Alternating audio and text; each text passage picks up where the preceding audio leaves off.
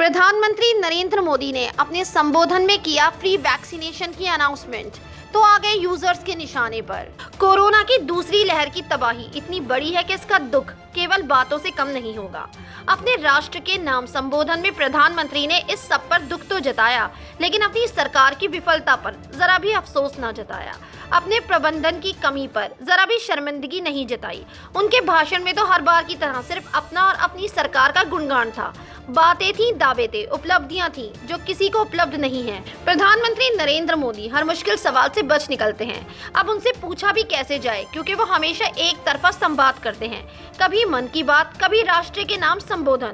7 साल में उन्होंने एक भी सीधी प्रेस कॉन्फ्रेंस नहीं की, तो कोई उनसे कैसे पूछे कि कब किया गया ऑक्सीजन का इंतजाम?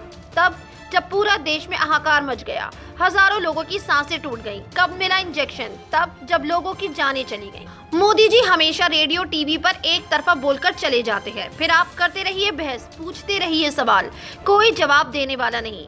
उनके प्रवक्ता टीवी पर आएंगे और पूरी बहस पटरी से उतार कर चले जाएंगे।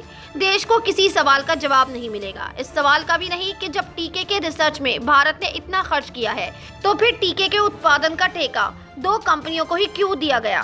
क्यों सुप्रीम कोर्ट में कुछ और बातें कही गईं? क्यों सबको टीका उपलब्ध कराने में केंद्र राज्य के टकराव में इतना समय गंवा दिया गया? प्रधानमंत्री नरेंद्र मोदी 7 जून को देश से संबोधित हुए, लेकिन उन्होंने इतना तक नहीं बताया कि जब देश में कोरोना की दूसरी लहर चरम पर पहुंच गई थी, तब भी वो क्यों बंगाल में चुनावी रैलियां कर रहे थे? क्यों उनके मुख्यमंत्री कुंभ का आयोजन कर रहे थे और कह रहे थे कि गंगा मैया के आशीर्वाद से किसी को कोरोना नहीं होगा? क्यों उनके चहीते बाबा रामदेव उनकी वैक्सीन पर ही सवाल खड़े कर रहे हैं? और क्यों किसी के बाप में दम नहीं कि उनके खिलाफ कार्रवाई कर सके? प्रधानमंत्री नरेंद्र मोदी ने कहा कि 21 जून सोमवार से देश के हर राज्य में 18 वर्ष से ऊपर की उम्र के सभी नागरिकों के लिए भारत सरकार राज्यों को मुफ्त वैक्सीन मुहैया कराएगी।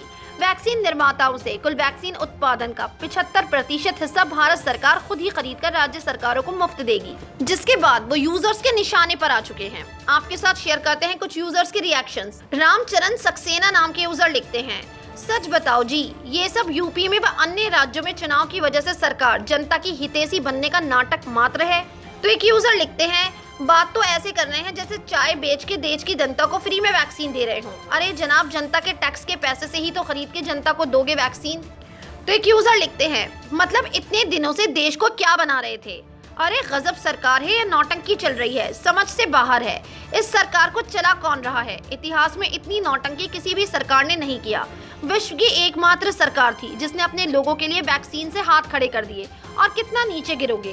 तो एक यूजर राहुल गांधी का 24 मई का ट्वीट शेयर करते हुए लिखते हैं, आप जिसे पप्पू कहते हैं, ये बात उसने 24 मई को ही कह दी थी, जिसका मजाक उड़ाने में आपने 15 दिन और निकाल दिए। पप्पू कौन हुआ मोदी जी?